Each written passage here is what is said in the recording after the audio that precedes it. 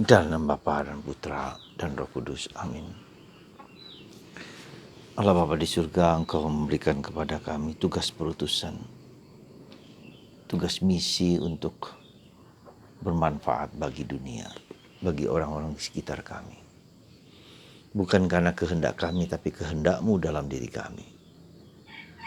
Bantu kami ya Bapa untuk mengenali misi kecil di hidup kami, sekecil apapun, tetapi berguna dan bermanfaat bagi kebanyakan orang. Buka mata kami untuk melihat manfaat yang berguna itu bagi siapapun juga. Terpujilah nama-Mu kini dan sepanjang segala masa. Amin. Saudaraku terkasih dalam Kristus, Yesus juga adalah seorang rabi. Seorang rabi diperkenankan, diizinkan untuk berbicara di sinagoga dan diperkenankan membuka kitab suci. Nah, itulah yang terjadi pada Yesus ketika Yesus berada di Nazaret, di sinagoga, di tempat dia dibesarkan. Dia ambil kitab suci Nabi Yesaya, dan di situ dia menemukan nas kitab suci Perjanjian Lama dari kitab Nabi Yesaya, yaitu tugas perutusan Roh Tuhan ada padaku. Ya, Roh Tuhan ada padaku. Aku diutus membebaskan orang yang terbelenggu, membebaskan orang tertawan, dan memberitakan tahun rahmat Tuhan bagi dunia. Saudaraku terkasih dalam Kristus, saya mau mengajak Anda untuk melihat misi hidup kita masing-masing. Apa yang kiranya Tuhan itu mau sampaikan kepada kita supaya kita bagikan karya Tuhan yang sekecil apapun dimanapun kita berada. Tidaklah mudah, saudaraku terkasih, mengenali misi hidup kita di dunia ini. Tidak mudah. Kita mencari dan mencari, tetapi selalu tidak mudah. Yang intinya adalah bagaimana saya, kita, Anda dan saya itu bermanfaat bagi orang lain, berguna bagi orang lain. Dan itu kita lihat misi hidupku sendiri. Disitulah.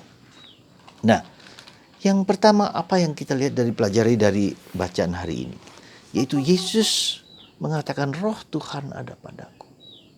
Itu yang pertama. Yang kedua adalah apakah misiku, hidupku itu berguna bagi orang lain atau tidak? Apakah hidupku itu menjadi beban, menjadi problem bagi orang lain atau tidak? Dan yang ketiga menurut saya juga adalah bagaimana kita mengenali misi Tuhan dalam hidupku. Nah, saudaraku terkasih dalam Kristus. Pertama, saya selalu mengajak Anda untuk menghayati kehadiran Roh Kudus. Ya. Datanglah Roh Kudus. Kita daraskan, kita rapalkan, datanglah Roh Kudus, datanglah Roh Kudus. Dan ini merupakan sesuatu yang menurut saya sekali lagi sejauh saya sungguh-sungguh menghayati ini penting sekali, karena Roh Kuduslah Roh yang mencerahkan, yang membuka, ya, yang membuka mata batin kita, yang menunjukkan mata batin kita, yang menuntun kita, dan yang menjadi guru kita dalam perjalanan hidup ini. Ya, itulah Roh Kudus yang mengilhami, yang menginspirasi. Seperti hanya Roh Kudus menginspirasi semua kitab suci, ya, diinspirasi oleh Roh Kudus. Maka Roh Kudus itu jangan hanya dilihat, harus dilihat dari dua sisi. Sisi pertama adalah buah-buah Roh Kudus, kebaikan, kemurahan hati, kelemah lembutan, cinta kasih yang berguna bagi orang lain. Itulah buah-buah Roh Kudus. Jadi sebetulnya kalau kita lihat misi kita adalah buah mengikut serta dalam misi Kristus, ikut serta dalam misi berbuat baik bagi orang lain, siapapun juga dia. Ya, jadi itu. Yang kedua, aspek kedua dari Roh Kudus adalah pribadi ketiga dari Allah Tritunggal Maha Kudus. Ya, pribadi ketiga sekali lagi. Ya, pribadi pertama Allah, Bapa dan Putra. Dan relasi Bapa dan Putra itu adalah Roh Kudus, dan Roh Kudus itulah yang menghidupkan Bapa dan Putra. Jadi begitu sentralnya Tuhan sendiri memberikan bagian dari seluruh dirinya, inti dari hidupnya. Ya, itu adalah Roh Kudus, dan itu diberikan kepada kita dan kepada Anda. Maka saya mengajak Anda untuk setiap hari mendaraskan dan merapalkan Roh Kudus ini. Datanglah Roh Kudus, datanglah Roh Kudus. Ketika apapun juga. Tidak hanya dengan mulut tetapi dengan hati. Datanglah Roh Kudus. Percayalah saudaraku terkasih, kalau Anda menggunakan merapalkan doa datanglah Roh Kudus, hidup Anda akan lebih tenang, lebih damai, dan Anda akan dikuatkan, diteguhkan, dan dibimbing untuk melakukan yang terbaik bagi orang lain, dan diinspirasi. Ketika kita menghadapi jalan buntu, kita perhatikan, ketika kita menghadapi jalan buntu, jalan putus asa, dalam kecewaan, dalam ketidakberdayaan, maka di situ kita undang Roh Kudus. Ulangi, datanglah Roh Kudus, datanglah Roh Kudus, ya. Dan Anda akan terbuka dan membuka seluruh diri Anda memahami apa yang sebetulnya Tuhan kehendaki bagi Anda. Itu yang pertama. Jadi sekali lagi datanglah Roh Kudus. Yang kedua, ya, apa misi itu? Ya, misi kita artinya sebetulnya ikut serta di dalam karya keselamatan Yesus. Ikut serta, ya. Jadi ikut serta Kristus. Coba kita lihat dalam surat Injil, kitab suci Yesaya itu, Nabi Yesaya, ya. Intinya adalah membebaskan orang dari belenggu, ya, dan menyuarakan kabar gembira. Belenggu apa saja? Belenggu dosa, belenggu kemalasan, belenggu apa saja, ya. Ya, belenggu segala sesuatu yang membuat orang itu tercanduka. Ya, belenggu narkoba, ya, belenggu nafsu kita, itu semua adalah belenggu. Dibebaskan, disadarkan bahwa segala yang di dunia ini tidak dapat dan tidak mampu membuat manusia bahagia kecuali dalam Tuhan. Hatiku tak akan tenang sebelum beristirahat dalam Tuhan, ya. Jadi ini yang saudaraku yang terkasih, dan belenggu itu begitu, semakin lama semakin subtil, semakin lembut. Ya, tidak lagi kasar, tapi semakin lama ternyata ada semakin sesuatu yang membelenggu kita, itu sesuatu yang sangat halus. Ya, misalnya kesombongan, misalnya keangkuhan, misalnya kekeras kepalaan. Itu belenggu-belenggu kecil-kecil yang nampaknya sangat sangat kecil, halus, tetapi itu adalah membelenggu kita manusia, ya.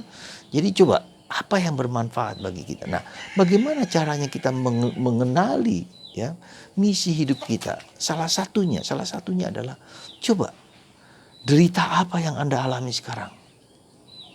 Problem apa yang Anda alami sekarang? Masalah apa yang Anda alami sekarang? Saudara, ternyata kelemahan diri kita dengan segala kekurangan itu seringkali menjadi misi hidup kita. Tuhan sengaja memberikan, entah itu penderitaan, entah itu kesulitan, entah itu apa saja, derita apa saja. Pelan-pelan Tuhan mengubah kita lewat derita itu, sehingga nanti lama-lama kita membantu orang lain yang mengalami problem yang sama itu. Ya, mengalami problem yang sama itu. Ya.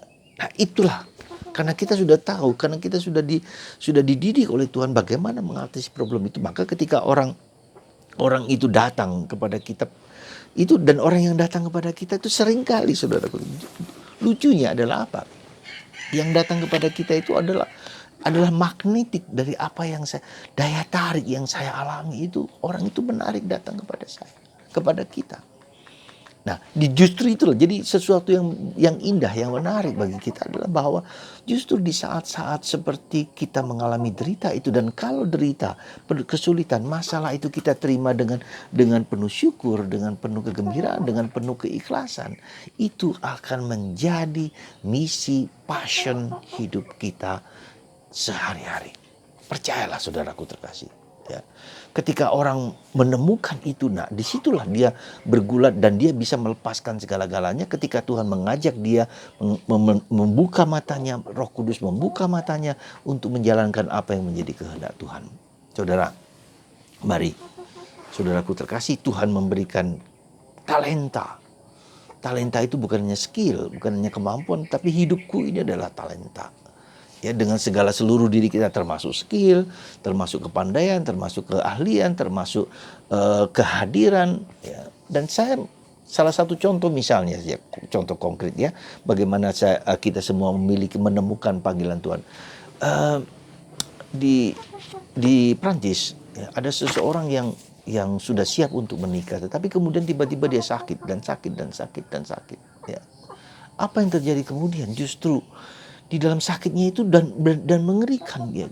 Sakit tubuhnya seperti nggak pokoknya tidak ada obat satupun yang dapat menyembuhkan.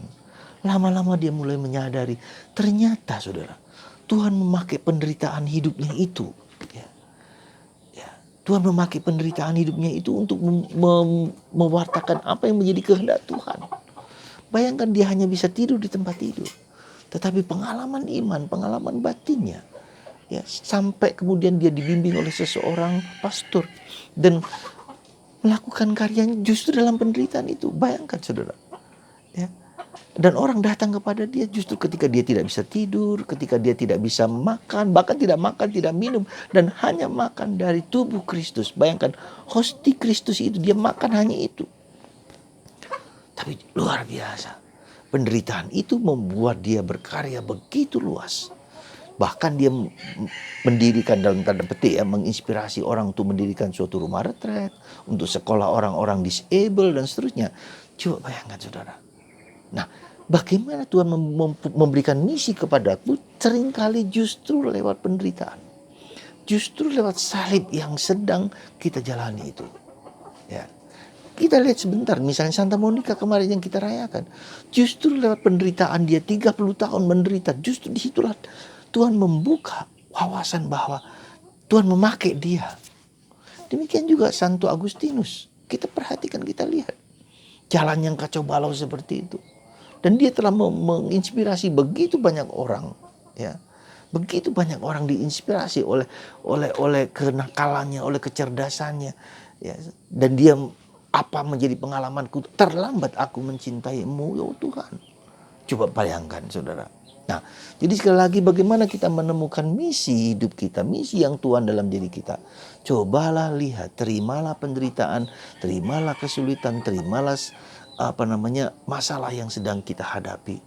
Buka, lihatlah. Ya, Tuhan mengubah kita lewat derita itu.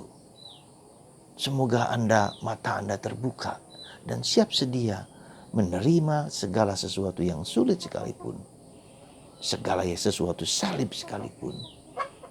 Tuhan memakainya supaya Anda berguna bagi orang lain, bahkan penderitaan kita sekalipun. Dan itu sungguh-sungguh terjadi. Seorang bruder yang kemudian dah almarhum, ya, dia sakit stroke. Dia mengatakan, saya ingin penderitaan saya ini untuk berdoa untuk Romo, untuk Anda, untuk siapapun. Jadi ketika Anda sakit, jangan hanya melihat diri Anda sendiri. Doakan orang-orang yang semirip dengan Anda yang mengalami penderitaan dan akan bermanfaat. Itulah manfaat kita. Ketika kita sakit kanker, kita doakan orang-orang yang menderita sakit kanker. Ya, penderitaan itu salib, coba sekali lagi. Salib Yesus itu yang menyelamatkan manusia. Salib hidup kita itulah yang menyelamatkan manusia. Semoga Anda dan saya menerima salib, menerima penderitaan dengan syukur dan pujian. Dan itu menjadi buah keselamatan bagi orang lain. Ketika kita menerimanya, kita bersyukur kepadanya. Tuhan memberkati Anda. Semoga Anda menerima salib-salib hidup Anda sebagai misi hidup Anda kepada siapapun juga. Tuhan memberkati Anda semua dan menyembuhkan Anda dari segala macam penyakit. Bapa, Putra, dan Roh Kudus. Amin.